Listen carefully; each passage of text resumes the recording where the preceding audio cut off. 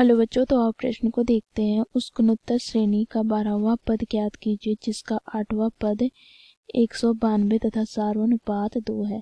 तो दिए गए प्रश्न की मुख्य अवधारणा की बात करें तो बच्चों यहाँ पर हम गुणोत्तर श्रेणी की बात करेंगे। तो यदि गुणोत्तर श्रेणी का प्रथम पद a और सार्वनुपात r हो तो दूसरा पद हो जाएगा a गुनी r, तीसरा पद a गुनी r का वर्ग, चौथा पद a गुनी r की घात 3, इस प्रकार n पदों तक। अब बच्चों देखो यहाँ पर a क्या है, तो a यहाँ पर पहला पद है अर्थात प्रथम पद है। बच्चों r की बात करें तो r क्या है, तो सार्वनुपात।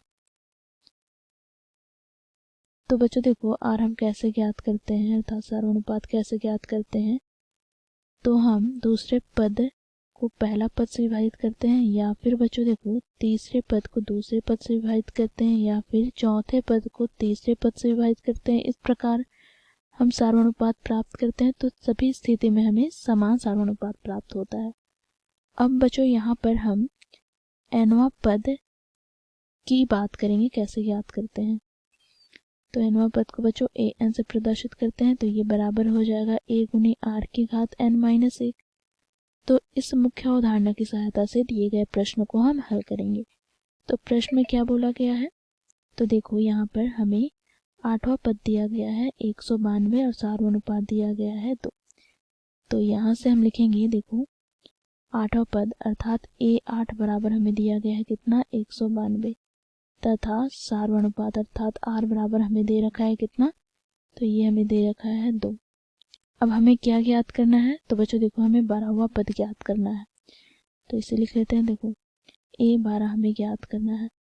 तो हम यहाँ पे लिखेंगे क्योंकि a8 हमें दे रखा है 192, तो a8 को हम क्या लिख सकते हैं, तो देखो यहाँ पर मुख्य अवधारणा की सहायता से हम यहाँ पर a8 को लिखेंगे a गुनी r की घात 8 माइनस 1 बराबर हो जाएगा 192। अब बच्चों देखो यहाँ पर a गुना r हमें दे रखा है 2 की घात क्या हो जाएगा 7 बराबर यहाँ पर 192। तो यहाँ से बच्चों हमें e बराबर प्राप्त हो गया 192 बटे में 2 की घात 7। अब बच्चों देखो क्योंकि हमें 12वां पद ज्ञात करना है तो a12 बराबर क्या हो जाएगा, तो a गुनी r की घात 12 माइनस 1 अर्थात a गुना r की घात 11। अब बच्चों देखो यहाँ पर a12 बराबर a गुनी r की घात 11। अब a का मान हम यहाँ से क्या रखेंगे, तो देखो a बराबर हम लोगों ने देखा 192 बटे में 2 की घात 7। तो यहाँ पर हम लिखेंगे 192 बटे में 2 की घात 7 गुना r का मान क्या है, तो 2, तो 2 की घात 11। अब बच्चों देखो यहाँ से हमें प्राप्त हो जाएगा 192 गुना यहाँ पर बच्चों देखो यदि x की घात m बटे में x की घात n हो तो बच्चों देखो दोनों का आधार समान है। तो बच्चों देखो इसकी घात क्या हो जाएगा, तो x की घात m माइनस n हो जाएगा। तो इस सूत्र का यहाँ पर हम प्रयोग करेंगे तो यहाँ से हमें प्राप्त हो जाएगा 2 की घात 11 माइनस 7। अब बच्चों देखो यहाँ से 192 गुना यहाँ पर 2 की घात क्या हो जाएगा 4। तो यहाँ से हमें प्राप्त हो जाएगा 192 गुना यहाँ पर 2 दूनी 4, 4 दूनी 8, 8 दूनी 16।